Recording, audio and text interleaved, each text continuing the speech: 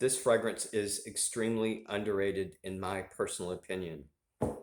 This is Polo Red. This is the OG Polo Red, the Polo Red Eau de Toilette, the original one that come out in 2013, I believe. This is the first one. This is the one that spawned all the flankers. Nobody ever talks about this. Most people talk about the Polo Red Intense or the Polo Red Extreme or the Polo Red Eau de Parfum.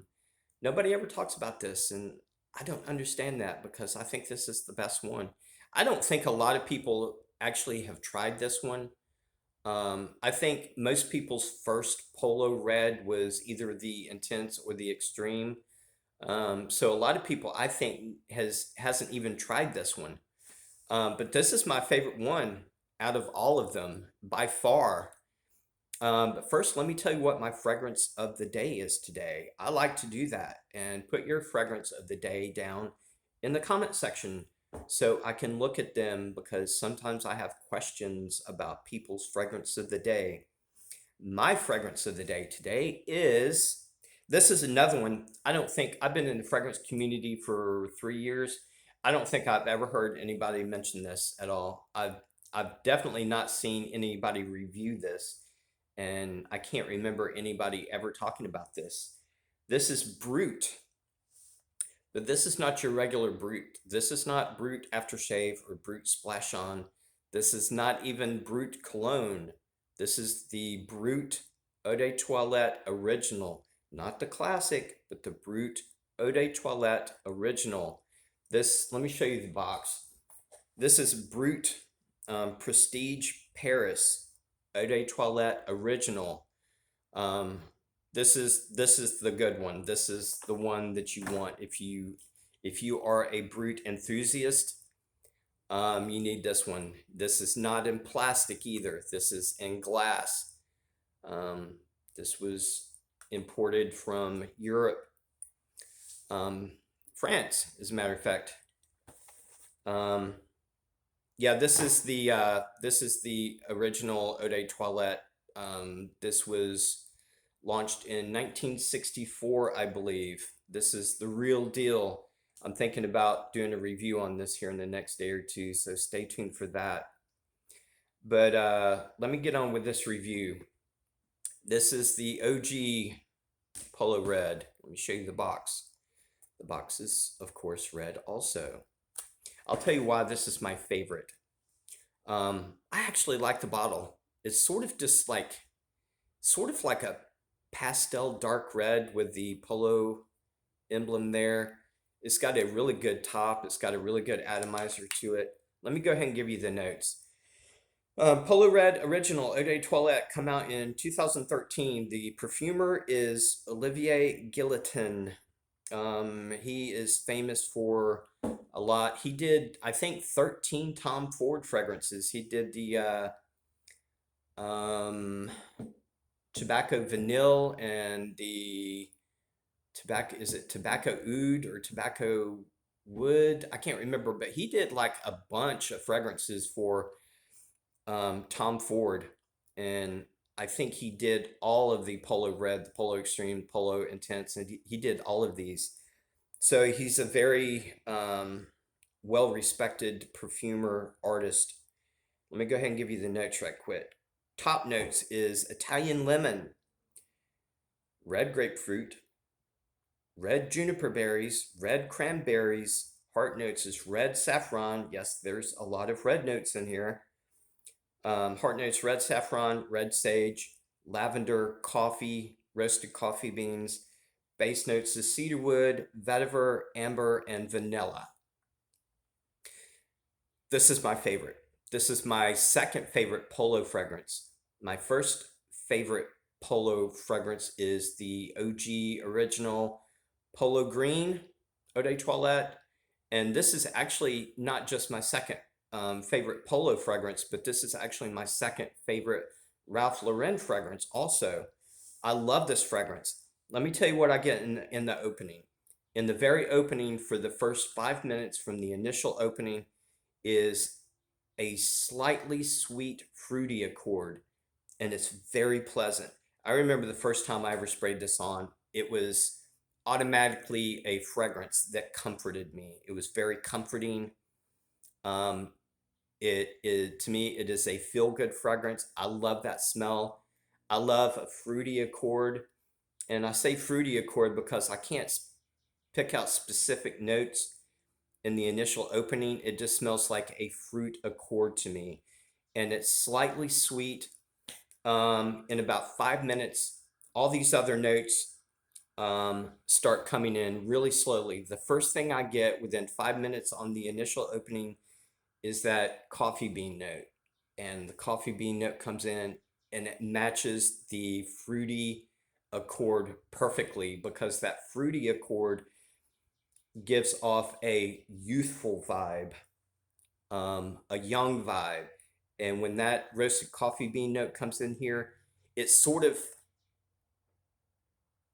it sort of adds a maturity to the fragrance. So you have the youthful, fruity, sweet accord in the opening, but when the coffee bean comes in, that coffee bean sort of gives it more of a mature vibe, and it sort of like balances everything out.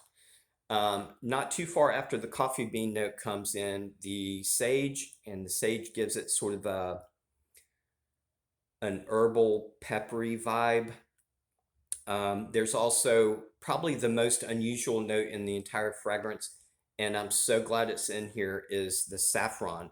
The red saffron comes in, and it's always been very, very difficult for me to try to describe what saffron smells like to somebody who's never smelled saffron because I've never been able to find anything to compare it to try to get people to understand what saffron smells like.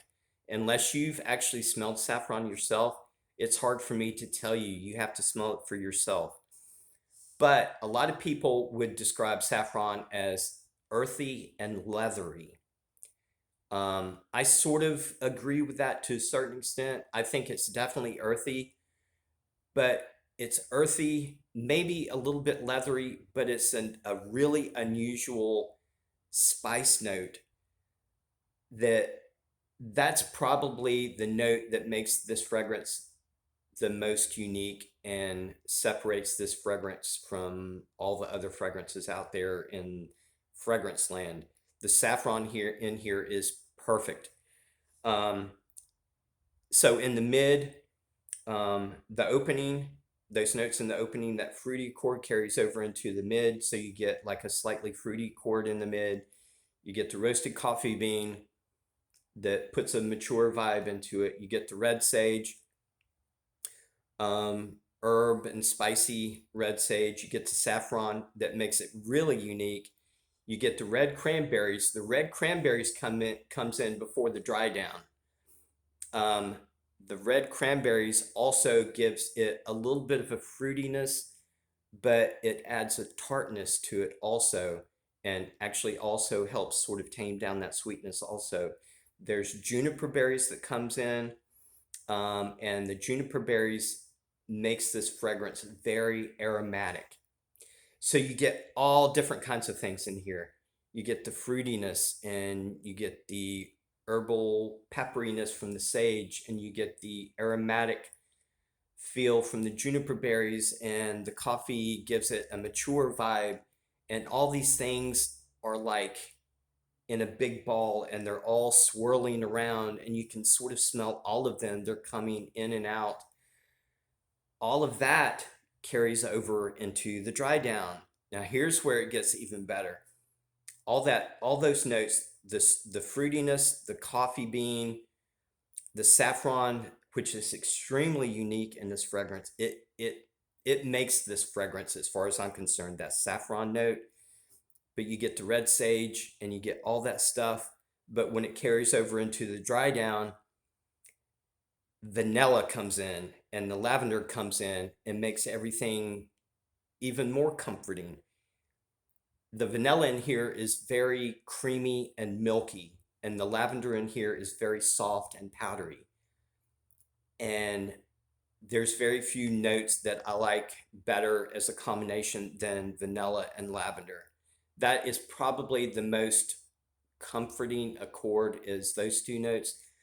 But when they merge, when they enter that ball of just like swirling fragrance, when they enter into it, and that vanilla gives it a vanilla and creamy and milky, and the lavender gives it like a really nice sweet floral, and then there's woods that comes in and makes it more mature and a little bit masculine, and all those things in the dry down, all those notes that are carried over from the opening and the mid, and they blend and merge with the vanilla and the woods and the lavender and the dry down.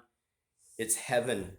It is. You get everything. You get fruit, you get uniqueness from the saffron and spiciness and herbs, and you get coffee beans, and everything is just like swirling around together and playing together. And the dry down to me is the best part. It is, because everything is carried over into the dried down, and everything mixes together, and you're getting everything, and it is so beautiful. I don't know why people are not talking about this, because I think it's so beautiful.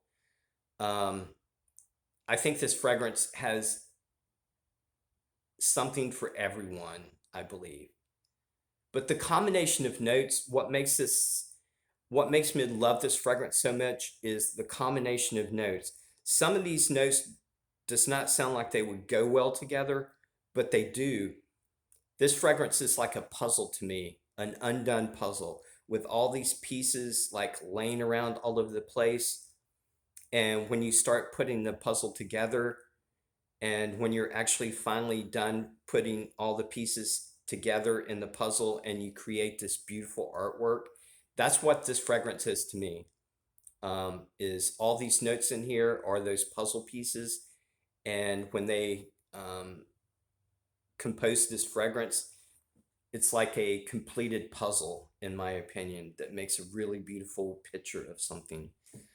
Um, but yeah, I wanted to talk about this because nobody ever talks about this, and I think it's a real shame, because I think this is the best Polo Red that there is. So I wanted to bring this to everyone's attention. So that is it for my review, and I hope that y'all got something from this, and stay tuned for my Brut Eau de Toilette original review here coming soon. Anyway, I love you guys, and I will talk to y'all later. Peace.